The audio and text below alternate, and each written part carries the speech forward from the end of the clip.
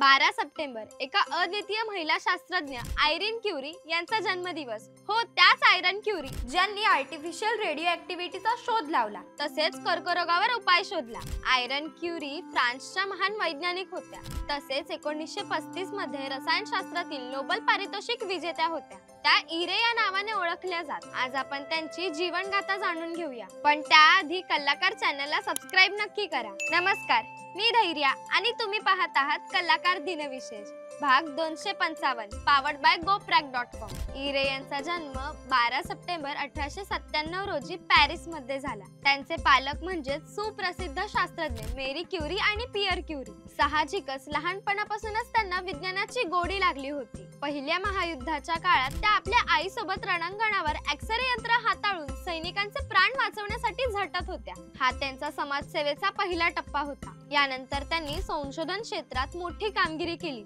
1934 मध्ये आपले पती फ्रेडरिक जुलियो क्युरी यांच्यासोबत काम करताना त्यांनी आर्टिफिशियल रेडिओ ऍक्टिव्हिटीचा शोध लावला. म्हणजेच कृत्रिम पद्धतीने काही घटकांना रेडिओधर्मी स्वरूप देता येते हे त्यांनी सिद्ध केले.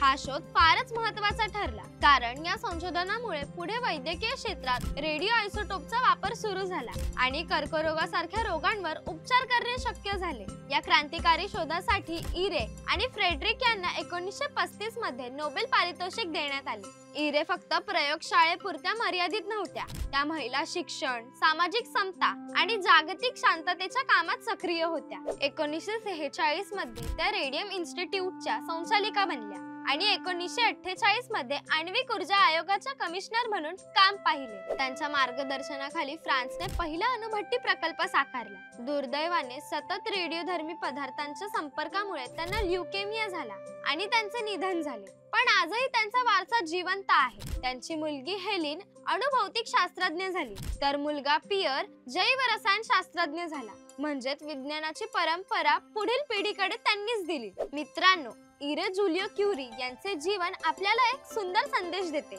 विज्ञानाची खरी ताकद केवळ प्रयोगशाळेत नसून ती समाजाच्या सेवेत आहे. त्यांनी दाखवून दिले की ज्ञान, संशोधन आणि सेवा यांची जोड मिळाली तर मानवजातीला नवीन दिशा देता येते. चला तर मग आपण सर्वजण त्यांच्या प्रेरणेतून विज्ञान, समाज आणि शांततेसाठी योगदान देण्याचा निश्चय करून एक संकल्प करूया. विज्ञानाचे शिक्षण घेऊया आणि समाजकार्य करूया. जय विज्ञान. कशी वाटली ही विशेष माहिती हे आम्हाला कमेंट करून नक्की सांगा. हा व्हिडिओ लाईक करा, शेअर करा. असेच वेगवेगळे इंटरेस्टिंग व्हिडिओ पाहण्यासाठी आपल्या कलाकार चॅनलला सबस्क्राइब करा. इंस्टाग्राम, फेसबुक पेजला फॉलो करा आणि बघत रहा कलाकार दिनविशेष पावर्ड बाय GoPrack.com.